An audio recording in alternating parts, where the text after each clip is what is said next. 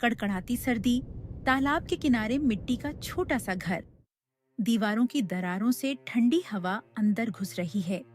एक फटी रजाई में श्यामू और उसकी बेटी गुड़िया दुबके बैठे हैं। पिताजी, घर में राशन भी खत्म हो गया और जलाने को लकड़ी भी नहीं बची। कल सुबह क्या खाएंगे, ठंड कैसे काटेंगे? आज पूरा दिन गांव में भटका, पर कोई काम ही नहीं मिला बेटा। जेब खाली है, दिमाग सुन्न पड़ा है। कल फिर जाइए ना काम ढूंढने, कहीं ना कहीं तो मिलेगा ही। मैं संभाल लूंगी, आप हिम्मत मत छोड़िए। जाऊंगा बेटा, जब तक ये बूढ़े हाथ चल रहे हैं तेरे सामने हार नहीं मानूंगा। बस तू साथ देना। सुबह की हल्की धुंध। श्यामू अलग अलग घरों के दरवाजे पर जाता है। काकी जरा सुनिए, कोई भी छोटा मोटा काम हो तो बता दीजिए। 2 वक्त की रोटी के बदले जो कहोगी कर लूंगा। अरे तू वही ना, तालाब वाला मांस खाने वाला श्यामू। हमारा दरवाजा भी अपवित्र कर दिया। जा जा, हमारे यहाँ तेरे लिए कोई काम नहीं, दूर हट। काकी, काम से मतलब रखो, थाली से नहीं। भूख सबको लगती है, चाहे शाकाहारी हो या मांसाहारी। हमारे यहाँ मांसाहारी के लिए न काम है न जगह। काका, खेत में मजदूर चाहिए हो तो रख लो, जो मजदूरी ठीक लगे दे देना। बेटी के मुंह पर ताला लग गया है भूख से। तेरे जैसे को खेत में घुसने दूंगा तो पूरी फसल अपवित्र हो जाएगी। हम शाकाहारी हैं, मांस खाने वालों को काम देना पाप समझते हैं। आगे बढ़, यहाँ से कुछ नहीं मिलेगा। इनके लिए मैं इंसान नहीं, सिर्फ मांसाहारी हूँ। न काम न इज्जत। शाम ढल रही है। गांव की सबसे बड़ी हवेली श्यामू हिचकते कदमों से आंगन में प्रवेश करता है। आजा श्यामू, क्या हाल बना लिया है अपना? लगता है बहुत बुरे दिन चल रहे हैं तेरे। बोल, क्या काम है? सेठ जी, घर में ना अनाज बचा है ना लकड़ी। बेटी 2 दिन से आधा पेट खा रही है। अगर आप 200-300 रुपए उधार दे दें, मैं मेहनत करके मूलधन लौटा दूंगा। पर एक बात साफ कहता हूँ, ब्याज मैं जिंदगी में नहीं दूंगा, न ब्याज को सही मानता हूँ।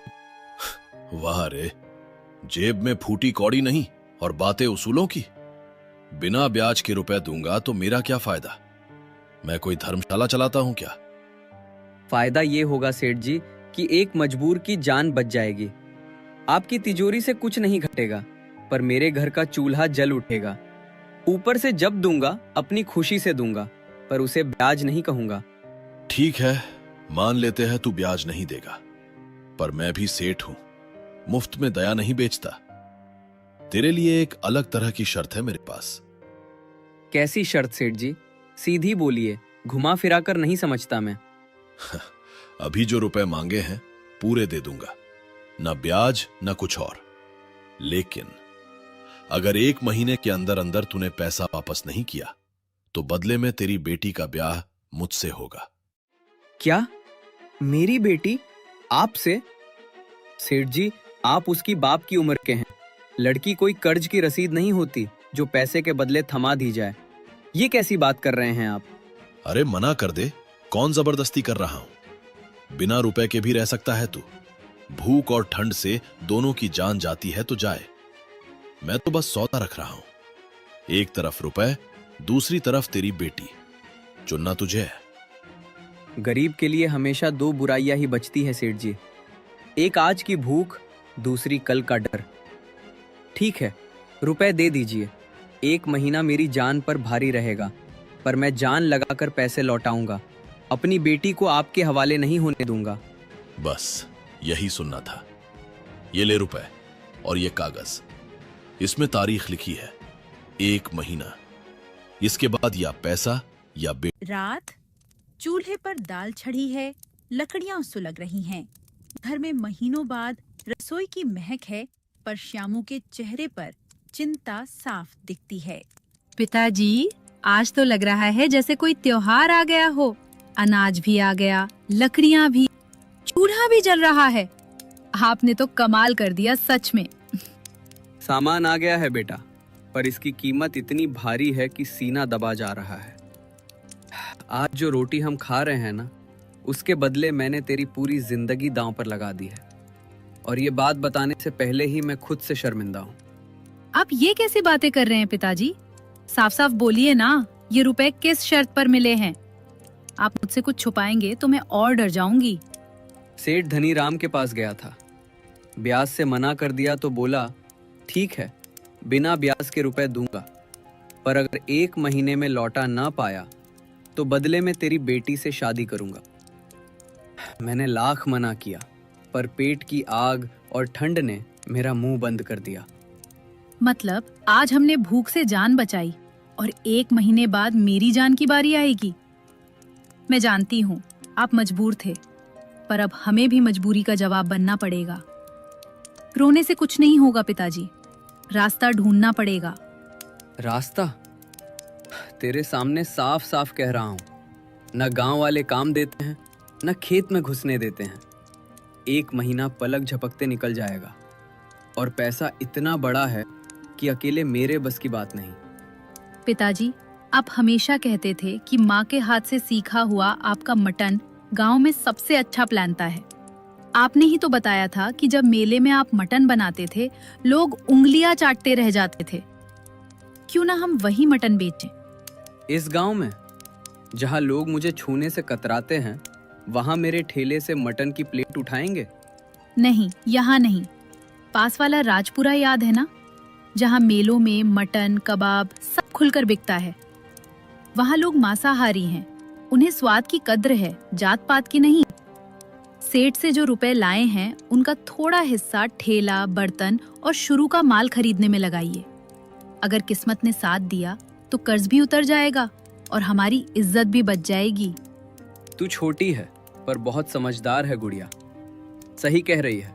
कर्ज डूबने देने से अच्छा है उसी से धंधा खड़ा कर ले। चल, कल सुबह ही राजपुरा चलेंगे, तेरे बाप के हाथ का मटन आजमाएंगे दुनिया पर। राजपुरा गांव का चौराहा, पुराना किराए का ठेला, उस पर चूल्हा और बड़ी देग। मटन की खुशबू ठंडी हवा के साथ फैल रही है। आओ भैयो, गर्मा गर्म मसालेदार मटन, ठंड में जिस्म गर्म कर देगा, रोटी के साथ भरपेट खाने लायक। 2-3 लोग पास आते हैं। पहले कभी नहीं देखा तुझे यहाँ। कहाँ से आया रे? और मटन तो सच में दूर से ही सुगंध मार रहा है। पास के गांव से हो मालिक, वहां मेरे लिए ना काम है ना इज्जत, बस मांसाहारी कहकर अलग कर देते हैं। सोचा जिस चीज के लिए तिरस्कृत हो रहा हूं वही बेचकर पेट पालूं।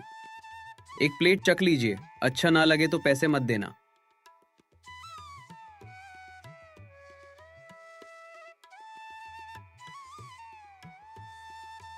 अरे वाह, ये तो सच में कमाल है। मसाला बिल्कुल बराबर, मटन नरम और घी की खुशबू अलग। शहर के होटल वाले भी ये स्वाद नहीं दे पाते। तू तो भाई सीधा दिल पे वार कर रहा है। अच्छा है तो मेरे लिए भी 1 प्लेट लगा दे। नाम लिख लूं क्या तेरी देग पर? रोज शाम को यहीं जमाया करेंगे। देखिए पिताजी, लोग तारीफ कर रहे हैं। शायद सच में हमारे अच्छे दिन शुरू हो रहे हैं। अगर ऐसी ही भीड़ रही ना बेटा, तो सेठ का कर्ज भी उतरेगा और तेरे बाप की झुकी कमर भी सीधी हो जाएगी। बस स्वाद बना रहे, यही दुआ है। 2 हफ्ते बाद सफेद दाढ़ी वाला बुजुर्ग रामदीन चाचा आकर बैठ जाते हैं।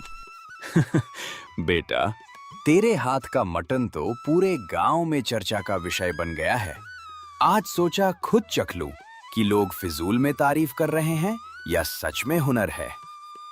आप जैसे बुजुर्ग का ये कहना ही मेरे लिए सबसे बड़ा इनाम है चाचा। आप बताइए, नमक मसाला बराबर है ना? नमक मसाला तो ठीक है ही, सबसे बड़ी बात यह है कि तू ईमानदारी से कमा रहा है। सुना है किसी सेठ के चंगुल से निकलने के लिए ये ठेला लगा है तूने। घबराना मत, जब तक हमारा दांत चलेगा तेरी देग खाली नहीं रहने देंगे। आपके जैसे लोगों का भरोसा ही मेरी सबसे बड़ी पूंजी है चाचा। अब तो बस यही चाहत है कि एक दिन ढाबा खोलूं और बोर्ड पर लिखूं, शामू मटन वाला, राजपुरा वालों का अपना ढाबा। एक दोपहर एक कार गांव में आती है, उसमें से एक आदमी उतरता है, लगभग 45 से 50 साल का।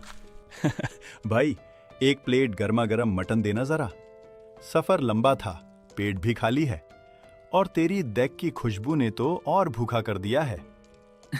जरूर मालिक, अभी डेस्क से निकाल कर देता हूँ गरम गरम। पहली बार आए हैं क्या यहाँ? हाँ, पहली बार।